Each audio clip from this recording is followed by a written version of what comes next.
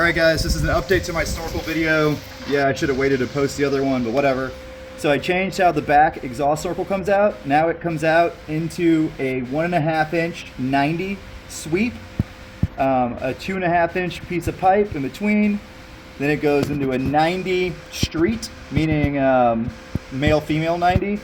Then it goes in to a 15 degree, and then it goes into the green pipe. I did this so that the loop is now being made out of fittings. You can see better on this side what I'm talking about. Yeah, so there's that. There's the 90 sweep, the 90 street, and then if we zoom in, 15 degree street into a 3-inch piece of pipe, and the green tube is inside there. It looks a lot cleaner. You can't see all the green piping back here. It made saved a little bit of length as far as the having that extra loop in it, but most importantly I think that won't pinch because now the green pipe doesn't have as many crazy bends in it.